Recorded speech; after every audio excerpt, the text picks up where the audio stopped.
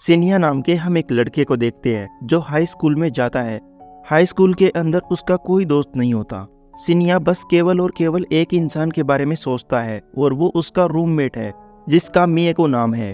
सिन्हा अपने आप से बातें कर रहा है और अपने आप से ये पूछता है कि हर वक्त मेरे आसपास लड़कियां रहती हैं, लेकिन फिर भी मैं मिएको को पसंद करता हूँ। आखिर मिएको के अंदर ऐसा क्या है? स्कूल के अंदर एक लड़का जिसका शोकुन नाम है, वो सिन्हा से मिलता है और सिन्हा को डीवीडी देता है। बताता है कि ये डीवीडी तुम्हारे दोस्त मिएको की है, क्या तुम उसे दे दोगे? तो सिन्हा इस डीवीडी को ले लेता है और यहाँ से अपने रूम पर पहुँच जाता है जहाँ पर मिएको खाना बना रहा था। हमें पता चलता है कि ये दोनों पक्के दोस्त हैं और सिन्हा वो डीवीडी अपने दोस्त को दे देता है। साथ ही ये भी कहता है कि जो शोकुन नाम का हमारा दोस्त है वो किसी को डेट कर रहा है और उसने ये बात हमें आज तक नहीं बताई। मियाको कहता है कि इसमें कोई बड़ी बात नहीं है, हर कोई आजकल डेट करता है। मियाको बहुत ज़्यादा काम करता है। हमें ये भी पता चलता है कि वो कंप्यूटर का टीचर है, जहाँ एक जगह जाकर वो लोगों को कंप्यूटर सिखाने का काम करता है। सिन्हा कहता है कि मैं तुम्हारे लिए खाना कल बना दूंगा, लेकिन मियाको कहता है कि नहीं, तुम मेरे लिए उस दिन खाना बनाना जिस दिन मेरा जन्मदिन हो। साथ ही मियाको ये भी कहता है कि मैंने तुम्हारा फेवरेट कप तोड़ दिया है, लेकिन चिंता मत करो, मैं इसे जोड़ दूंगा।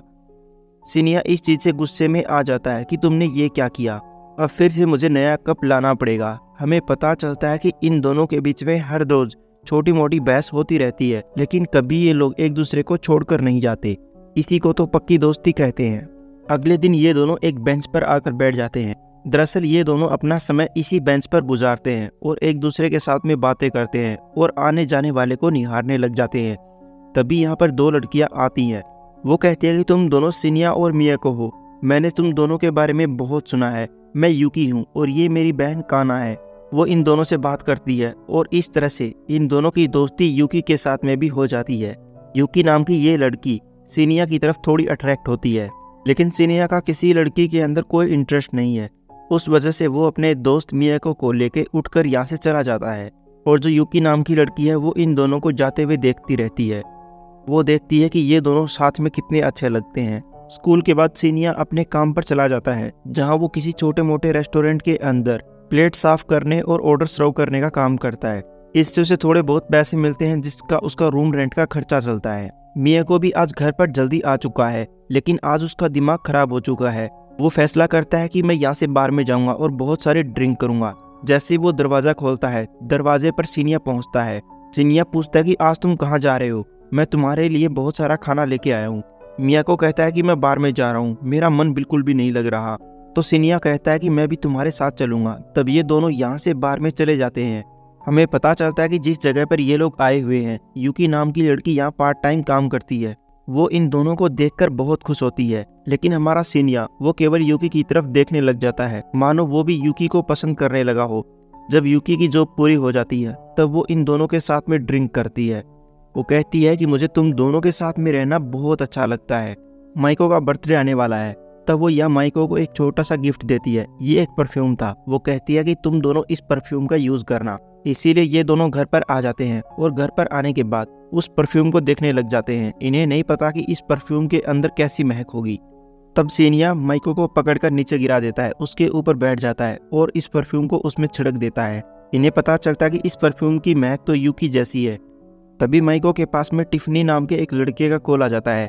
इससे सिन्हा को जेलस फील होने लगती है। वो कहता है कि तुम टिफनी के साथ में हो, ये तुमने मुझे कभी नहीं बताया। माइको कहता है कि हम दोनों के बीच में ऐसा कुछ भी नहीं है। लेकिन अगले दिन तक इन दोनों को एक छोटी सी बुरी खबर मिलती है। जिस रूम के अंदर ये लोग रह रहे थे, उनके रूम का किराया बढ़ चुका था और पिछले महीने का भी किराया पेंडिंग पड़ा था। उस वजह से ये दोनों ही परेशान हो जाते हैं। सिन्हा कहता है कि मैं तो इस रूम को छोड़ने के बारे में सोच रहा हूँ, क्योंकि रेलवे ट्रैक के इतना करीब होने के बाद इस रूम के अंदर बस शोर शराबे ही रहते हैं। मैं तो यहाँ ठीक से सो भी नहीं पाता, इसीलिए हमें जल्दी से रूम बदलना होगा। लेकिन जिस जगह ये लोग रहते हैं वहाँ पर रूम की कीमत बहुत ज़्यादा है।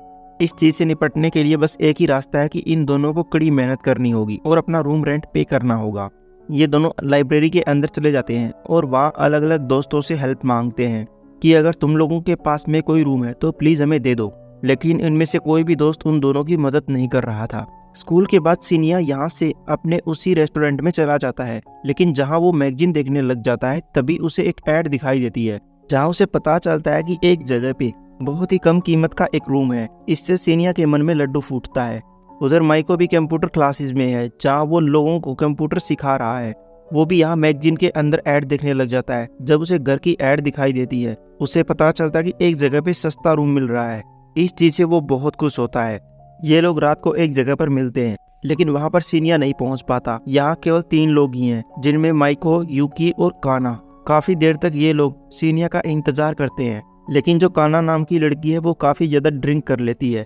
उसी वजह से यूकी कहती है कि तुम इसे हमारे घर छोड़ दो। इसीलिए वो उसे उठाता है और यूकी के घर की तरफ ले जाता है।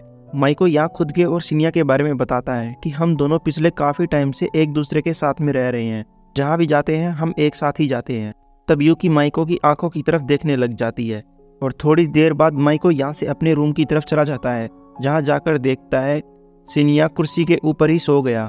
सीनिया बताता है कि मैं तुम्हारा यहाँ पे इंतजार कर रहा था, आखिर तुम थे कहाँ पर। माइको कहता है कि मैं तो बाहर बैठा हुआ था और ड्रिंक कर रहा था और तुम्हारा इंतजार कर रहा था, तुम आए ही नहीं। तब माइको पीछे से आकर सीनिया को हक कर लेता है और कहता है कि आगे से मैं तुम्हें कभी अकेला छोड़कर नहीं जाऊंगा। सीनिया और माइको अगले दिन हाई स्कूल में चले जाते हैं। यहाँ पर इनका एक और दोस्त है जिसका सोकुन नाम है। उसके साथ में ये लोग बहुत ही कम रहते हैं। सोकुन से पूछते हैं कि क्या तुम किसी को डेट कर रहे हो। सोकुन कहता है कि हाँ, अमेरिका से एक लड़का है जिसको मैं डेट कर रहा हूँ। अमेरिका का नाम सुनते ही वो दोनों चौंक पड़ते हैं और पूछते हैं कि तुम्हारी उससे मुलाकात कैसे हुई। तब सोकुन बताता है कि जब मैं दूसरे स्कूल में पढ़ता था तब वहाँ पर अमेरिका का एक लड़का था, लेकिन वो लड़का अब अपने देश लौट चुका है। जब मेरे पास पैसे होंगे तब मैं भी अमेरिका चला जाऊंगा और उसी के साथ में रहूंगा। ये दोनों घर पर आ जाते हैं। सीनिया माइको की बाहों में गिर जाता है और बताता है कि हमें भी लोगों को ये कहना चाहिए कि हम दोनों भी एक साथ रहते हैं।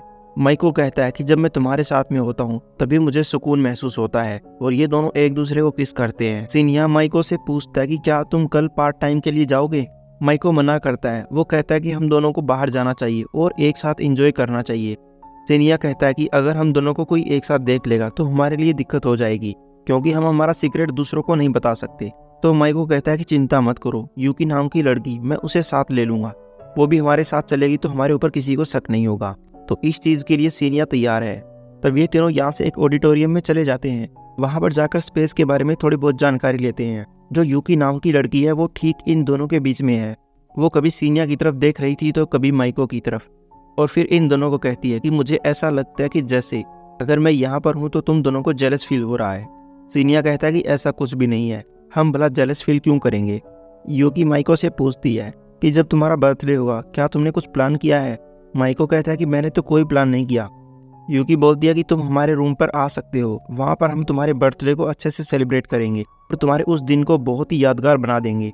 तभी यूकी माइको को उसका लाइटर दे देती है और ये चीज़ सीनिया देख लेता है। सीनिया को पता चल जाता है कि ये दोनों अकेले भी मिले थे, इसीलिए वो अपने ही दोस्त से नाराज़ हो जाता है और इन दोनों को अकेले छोड़कर रूम पर चला जाता है।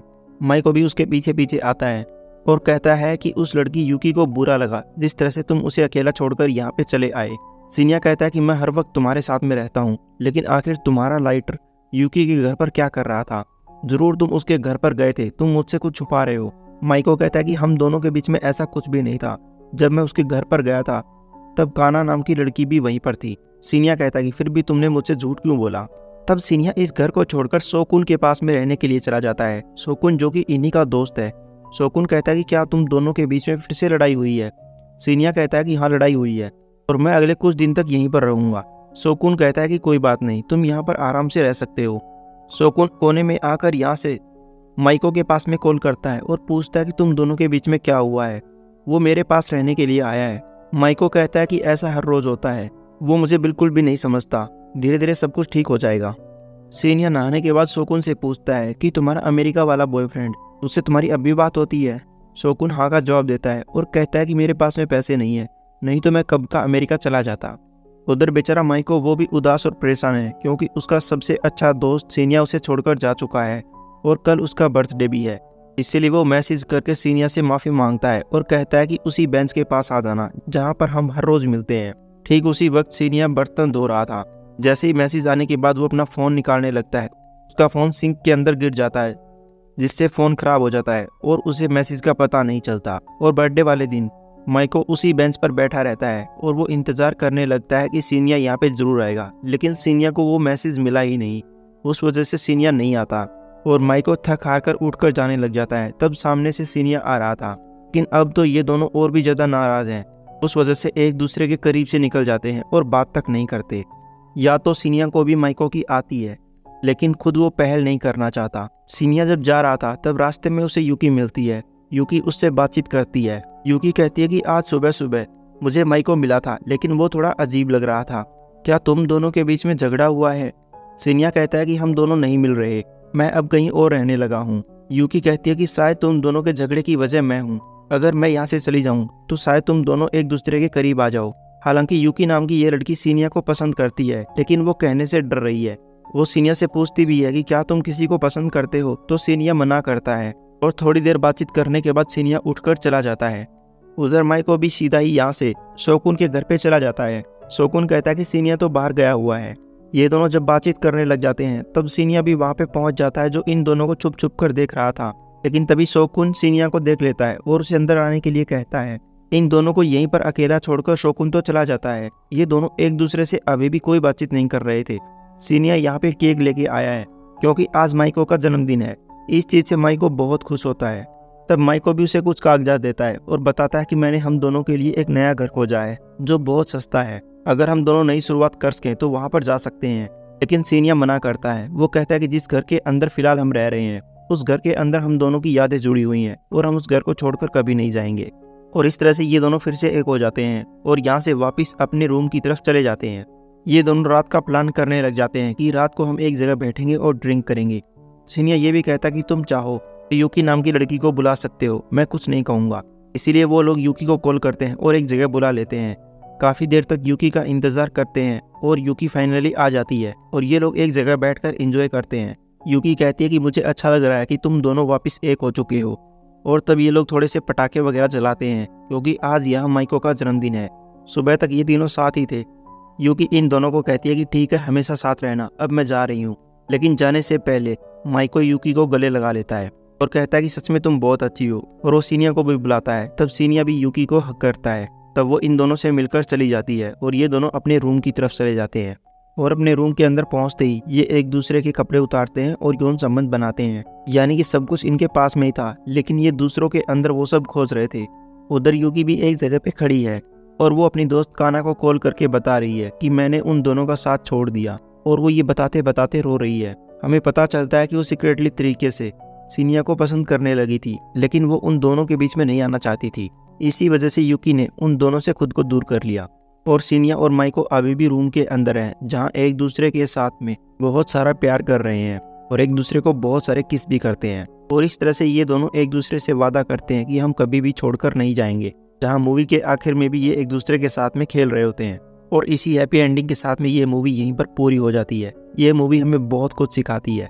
जब हम किसी के साथ में रिलेशनशिप में होते हैं तो उस इंसान के साथ में हमारी लड़ाई होना, रूठना मनाना, ये एक स्वाभाविक सी बात होती है। लेकिन उस इंसान से रूठकर कहीं दूर चले जाना, ये चीज़ रिलेशनशिप को बहुत कमज़ोर कर देती है।